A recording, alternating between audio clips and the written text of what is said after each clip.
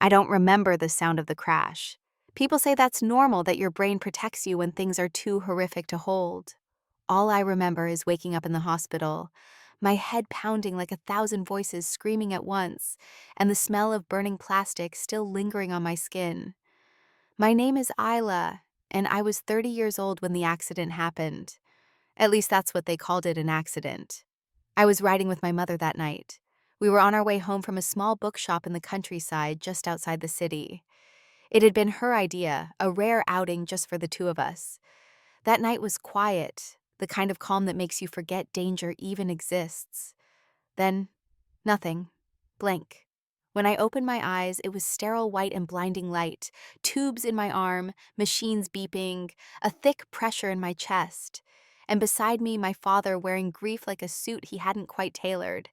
He was crying, or at least trying to. His voice trembled as he leaned forward, brushing my hair from my face like I was a child again.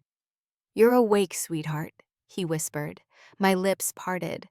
I tried to speak, but only a rasp escaped. "Mom!" I choked out. His eyes dropped. That was the first red flag, though I didn't see it then. She didn't make it, Isla. "I'm so sorry. The car was... it was bad. You're the only one who survived."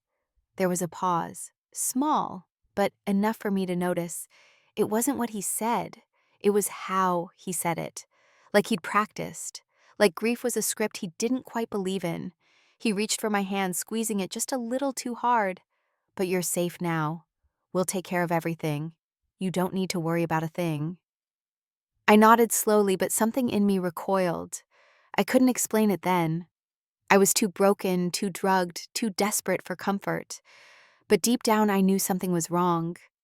When he left the room, I stared at the ceiling tiles, counting 1, 2, 3. Breathe. 4, 5, 6. Don't cry. That's when the door creaked open again. I expected a nurse, maybe my sister, but it wasn't either. A woman stepped inside, maybe in her 50s. A plain blazer, a tired face, and eyes that had seen far too many tragedies. She didn't introduce herself right away. She just stood there for a moment looking at me like I was a question she didn't quite want to answer. "You're Isla, right?" she asked. "Yes," I managed. My voice was still a stranger. She stepped closer and lowered her voice. Her tone shifted, not clinical, not sympathetic. "Careful. Ma'am, are you ready to hear the truth about what happened?" The air left the room. My heart raced. "What do you mean I just want you to be aware?" she said. "Things aren't always as they seem. I don't have proof yet, but I have concerns. About your mother. About your family." I blinked, unable to process. She gave me a card, Detective Rena Moore, and said she'd be in touch. Then she left. I was alone again. But the silence had changed. It wasn't just grief anymore. It was suspicion. Outside the window, rain began tapping against the glass. Sobbed relentless, like someone knocking over and over, waiting to be heard. The day they released me from the hospital, it was sunny. Too sunny. The kind of brightness that felt like it was mocking my grief. My sister Ava picked me up. She wore oversized sunglasses and a forced smile, the kind that doesn't quite reach the corners of the mouth. She brought me tea from my favorite cafe, my usual order memorized. At first glance, everything looked normal, kind, loving, familiar. But underneath it all, something had changed. Dad didn't come. Said he was busy handling the funeral arrangements, but it was already over. Mom had been cremated in a small private service I wasn't even conscious for. Ava said it was better that way, that I didn't need more trauma, that it was all too fast, too messy. She told me I was lucky I didn't remember any of it. Lucky. That word stayed with me like a splinter in the back of my throat. They brought me home to our old family house. Same white walls, same smell of lemon polish and fading wallpaper. My childhood bedroom had barely changed, like it had been preserved for this moment, for my recovery, my return. Dad greeted me at the door with a warm smile and outstretched arms. "Welcome home, sweetheart." He kissed my forehead and told me how proud he was of me for surviving. But his eyes never quite met mine. And when I stepped into the living room, I saw something that made my chest tighten. Mom's things, her books, her shawl, even her favorite teacup were gone. Every trace of her wiped away. I asked Ava about it while we unpacked in my room. She shrugged. Dad said it was time to clear out the space. He couldn't bear to see it. But it's only been a week, I replied, my voice barely above a whisper. I know. But grief hits people differently, she said. Besides, she would have wanted us to move on. That night I couldn't sleep. I kept hearing creaks in the hallway, voices behind closed doors. At one point, I thought I heard Dad on the phone, his voice low sharp, nothing like the soft grief he showed me. I walked down the hall quietly, my feet bare against the wooden floor. The sound stopped before I reached the office. The next morning, a nurse from the hospital arrived with a small package.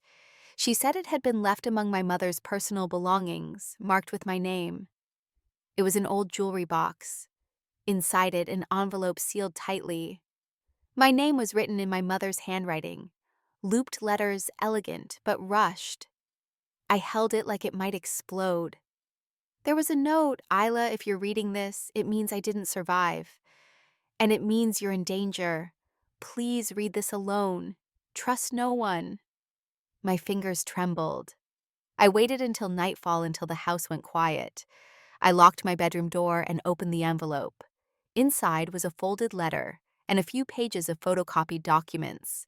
Bank statements, loan applications, transfers I didn't recognize. And then a scanned version of her will, one I had never seen before. The letter began, "They think you're weak, Isla. That's how they've always treated you. But you were always the one who saw the truth, even when it hurt. I changed my will 2 months ago. You are now the sole beneficiary of everything in my name, savings, assets, the cottage. I did this to protect you, because I knew the others would come for it if I was gone. Your father, your sister, they know." I overheard them discussing a new version of the will, one I didn't sign. They think I'll go quietly. But I won't, and neither should you. I stared at the words until they blurred. My breath came short. I thought of the erased books, the sudden cremation, the quick funeral, no autopsy, no questions. My mother had feared for her life and mine. The last line hit the hardest. If anything happens to me, don't let them silence you. There are things you don't know, people involved. But start with Ava. She's not who she pretends to be. That night I couldn't sleep. I laid on my side with the letter tucked under my pillow, as if it could shield me from whatever was waiting outside that door. And then around 3 a.m., I heard Ava's voice again on the phone, soft but clipped. "No, she doesn't know. She's too fragile. Just keep playing the part until the paperwork clears." A pause. "Yes, the new will is ready. She doesn't need to see it." For 2 days I stayed quiet. I moved through the house like a ghost, silent, smiling, obedient. The girl they always believed I was. Weak, and easy to manage. But my mind was sharp, awake. Every word they said became a thread I traced back to something darker. I watched Dad take late-night calls, pacing the study with a drink in his hand. I listened to Ava talk about future plans, none of which included me. She assumed I wasn't listening, that I was too broken, too grateful to be alive. They had no idea that I had the letter. I took photos of the documents, scanned them into an encrypted app on a burner phone. Detective Moore had slipped me on her second visit to the hospital. She hadn't said much, just looked at me and said, "When you're ready, press record." She'd handed me the phone and walked away. Now I was ready. I tried the first time over dinner. It was just the three of us. Dad cooked roast chicken, over-seasoned like always. Ava poured wine. We toasted new beginnings, as if the last few weeks had been nothing more than a rough patch. I slid the phone into my pocket, hit record, and asked carefully, "Do you think Mom knew something was wrong with the car?" They froze. It was only a fraction of a second, but I saw it. Dad's knife clinked against his plate. Ava's smile twitched. "What are you talking about?" she asked lightly. I shrugged. I just remember her saying something about the brakes squeaking. Dad laughed too loud. "That old car was falling apart. She never listened when I told her to replace it." "You were in it too," Ava added. "You're lucky to be alive." There it was again. That word, lucky. I pushed further. Did Mom ever say anything about changing her will? Ava's eyes narrowed. Dad set down his fork. You need rest, he said. You're starting to sound paranoid. I let the moment die. Later that night in the bathroom, I played back the recording. Nothing useful, no confession, no slip. Just careful smiles and measured words. And then I made my mistake. I left the burner phone charging next to my bed. The next morning, it was gone. I searched everywhere under the sheets, behind the nightstand, inside drawers. Nothing. When I asked Ava, she blinked innocently. I haven't seen it. Maybe you dropped it somewhere. But that evening, Dad knocked on my door. He stepped in without waiting. Sweetheart, he said, holding up the phone. Looking for this. My stomach dropped. You shouldn't snoop in places that hurt you, he added calmly. We're trying to protect you. He held my gaze for a moment longer, then slipped the phone into his pocket and walked out. It was over. The only proof I had gone. I stared at the wall for hours, the weight of failure crushing my chest. I felt like the girl I used to be. Quiet, afraid, small. But I wasn't that girl anymore. And the game wasn't over. The next morning, I asked for a walk outside. Ava agreed quickly, too quickly. She said I needed air. I said I needed space. Instead, I called Morgan from the community library. I had it. I almost had it. I said, my voice trembling. You're still alive, she said gently. That means you still have options. What now? She hesitated. They won't confess to a stranger, but they might confess to you. If you become the daughter they think they control. A plan started forming in my mind. I would stop trying to catch them by surprise. I would invite them to tell me everything. So I went home, changed my tone, and played my role perfectly. I apologized to Dad for being emotional. I thanked Ava for taking care of everything. I laughed at their jokes. I helped with dinner. And when they talked about financial documents and legal processes, I acted disinterested.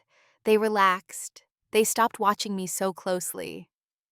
That night, I placed a small recording device, a second one Moore had given me, in a fake perfume bottle on my nightstand. It was voice-activated, and it picked up everything. I waited for the right moment. It came 2 days later during one of their evening strategy talks. They assumed I was asleep, but the door was cracked open, and their voices carried down the hallway. She left everything to Isla, Ava said. Dad grunted. She always favored that girl. I warned her this would happen. Do you think she saw the new will? She's too fragile to challenge it. And if she does... A pause. Then his voice. Then we do what we've always done. We control the narrative. She trusts me.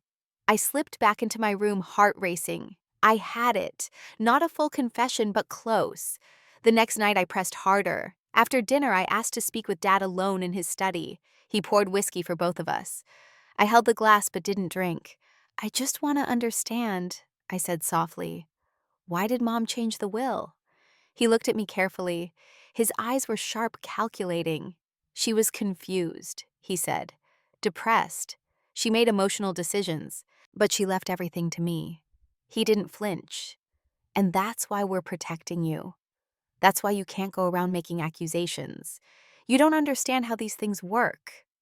I swallowed hard. I want to, I said. Teach me. He smiled. And that's when I knew I had him. For the next 3 days, I followed his lead. I asked questions. I acted like I was ready to sign papers. I even agreed to meet the family lawyer. All the while the recorder was on, gathering moments, fragments. But it wasn't enough. Until the final night. We were in the living room. A fire was burning in the hearth. Ava was drinking wine, barefoot, relaxed. I sat on the couch, legs folded beneath me, notebook in hand. What would have happened if I died in the crash too? I asked, suddenly. Silence. Ava looked up. Dad tilted his head. Why would you say that? She asked. Just curious. Dad exhaled. It would have simplified things. Ava chuckled. Don't be dramatic. You survived. That's what matters. But if I hadn't... Then you'd have gotten everything right. Ava said nothing. Dad leaned forward. Isla, he said, what's done is done. Your mother made mistakes. We're cleaning them up. That's not something to punish anyone over. My hand slid beneath the pillow, the third recorder hidden still running. I'm not punishing anyone, I said. I'm just asking why no one told me the will was forged. Dad froze. Ava's smile cracked. You need to rest, he said, voice tightening. I stood up. You thought I'd stay quiet? You thought I'd never fight back? I turned toward the door. You're going to regret underestimating me. The next morning, I didn't speak to anyone. I went through the motions. Breakfast, polite smiles washed my cup, folded the blanket on the couch like a well-trained puppet. But inside, everything was shifting. I packed a small bag with only what I needed: my phone, the final recording, Mom's letter, the scanned will. I left the burner phone behind this time. Too risky. At exactly 10:30 a.m., I stepped out of the house under the pretense of going for a walk. Ava barely looked up from her tablet. Dad just mumbled something about getting more paperwork from the attorney. 10 minutes later, I was in the back seat of an unmarked sedan. Detective Moore didn't speak right away. She looked at me like someone checking for bruises she couldn't see. Did you get it? She asked quietly. I nodded and handed over the flash drive. She plugged it into a small tablet and listened. The audio was clear. Dad's voice, then Ava's, and then mine. Their tones casual, cold, calculated. She left everything to Isla. We control the narrative. Moore exhaled slowly. This is more than enough. What happens now? I asked. We move fast, she said. The forged will, the financial transfers, the conversations. It builds a strong case, especially since your mother had already flagged concerns with her bank and a friend of hers before the accident. I stared at her.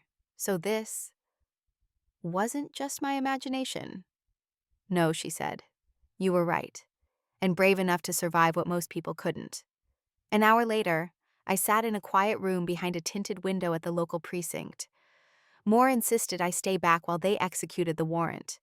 My hands trembled as I held Mom's letter. I ran my thumb over the last line again and again. Don't let them silence you. Time passed slowly, the kind of slow that makes seconds feel like hours. Then a voice crackled through the intercom. They're in custody.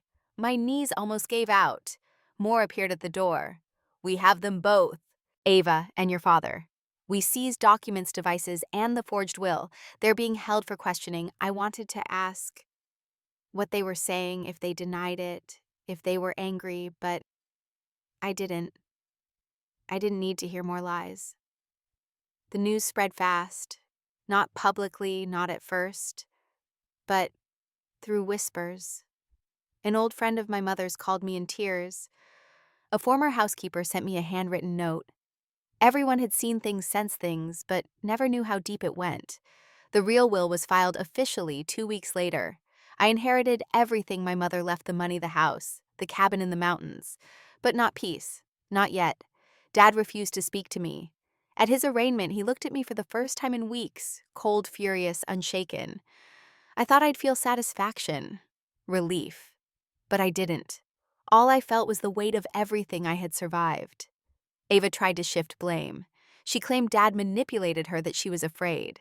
But the recordings proved otherwise. She wasn't afraid. She was eager. They were both charged with multiple counts: fraud, conspiracy, attempted unlawful transfer of assets, and obstruction. And though the case would take months to resolve, I walked out of that courtroom knowing one thing. They had underestimated me for the last time. 1 month later, I visited the cabin. It was a modest place, tucked between 2 hills, surrounded by pine trees and silence. My mother used to go there to paint. She never brought anyone. Not Dad, not Ava. Only me once when I was 15. The walls still smelled faintly of turpentine and dried lavender. I hung her last canvas above the fireplace, a watercolor of a redbird mid-flight bursting through a gray sky. I sat on the porch with a cup of tea and opened her journal again. There, written on the final page, were the words that finally broke me. If you're reading this, Isla, then it means I didn't get to protect you the way I wanted. But I know you. You see what others miss. You feel what others ignore. You've always been stronger than any of them will ever understand. Never let them rewrite your story. Write it yourself. I closed the book and let the tears fall freely for the first time since the crash. Not because I was broken, but because I had made it out. 6 months later, the city smelled like rain again. Not the heavy kind that floods streets or drowns conversations, but that soft drizzle that just lingers. Portland had always been like that, gray and quiet, just like me, I used to think. But now I wasn't so sure. I stood by the window of my small apartment. It wasn't much, just 2 rooms and a balcony barely wide enough for a folding chair. But it was mine. Every shelf, every lamp, every chipped coffee mug, I chose them. No one told me what to keep or what to throw away. I didn't need permission anymore. On the windowsill sat my mother's journal. Beside it, her paintbrushes. And next to those, a folded scarf. It wasn't expensive, just cotton. Faded blue. She used to wear it in the garden, claiming it kept her focused. I never understood that until now. I picked it up and held it for a moment, pressing the fabric to my chest. "We made it," I whispered. The words didn't come from a place of victory. They came from survival. From knowing that I had walked through something designed to erase me and I was still here. The trial ended 2 weeks ago. Dad was sentenced to 8 years for fraud and attempted manipulation of a legal estate. Ava received a lighter sentence, 3 years with probation. The court accepted her claim of coercion, but the judge didn't let her off the hook entirely. I watched them both in the courtroom, dressed in gray suits, and practiced regret. They didn't look at me, not once. And I didn't need them to. I wasn't there for them. I was there for my mother. After the verdict, I visited her grave for the first time. It was a small plot tucked near the edge of a tree line. Her name etched in stone, simple. No poetry, no titles. Just her name and the year she was here. I brought the scarf with me and tied it to the branch of a nearby sapling. The wind picked it up gently, making it dance. I stood there for a long time saying nothing. Not because I didn't have anything to say, but because I think she already knew. She always knew. Life moved forward as it always does. I started a design business, small projects at first. Websites for local cafes, logo redesigns for small shops. It didn't matter if it was big, it just mattered that it was mine. I joined a support group for adult survivors of family trauma. At first, I just sat in the circle listening. I wasn't ready to speak. The others talked about narcissistic parents, manipulative siblings, years spent in silence. It was like hearing my own story told in a dozen different voices. Eventually, I spoke. And when I did, it came out like a flood. I didn't plan it. I just needed to. I told them about the accident, the letter, the way they looked at me like I was disposable, the way I made them underestimate me, and how I used that to win. After I finished, one woman across the room started to cry. She said, "If you could get out, maybe I can too." And for the first time, I realized the power in telling the truth, not just to authorities, not just to the world, but to each other. It didn't erase the scars. It didn't undo the damage, but it gave it meaning. Now, every Thursday evening, I show up early to set the chairs. Not because I'm healed, but because I'm healing. Sometimes I wonder what life would have looked like if the crash never happened. If Mom were still here. If I were still the quiet daughter who avoided confrontation, who kept her head down, who never questioned what she was told. But that girl is gone. And maybe that's okay. Because the version of me who exists now, she knows how to listen to her instincts. She knows how to fight not with anger, but with truth. One afternoon, I got a letter in the mail. No return address. Inside was a small typed note. "You should have stayed quiet." No signature. No threat. Just a reminder. But it didn't scare me. I folded the letter and placed it in a drawer beneath my desk, next to the first copy of my mother's journal and the flash drive that held the final recording. Let them remember. I'm not the one who should be afraid anymore. On the 1-year anniversary of the crash, I went back to the bookstore Mom and I visited that night. It was still there, still small, still smelled like cedar and ink. The owner remembered me. "She always talked about you," she said quietly. "Said you saw things most people didn't." I nodded. My throat tightened, but I smiled. I bought a book about rebuilding broken things. On the drive home, I turned off the radio and rolled down the windows. The wind filled the car warm and clean. and I said the words I had waited so long to believe. I'm free. No one had to hear it. No one had to understand it. But I did, and that was enough.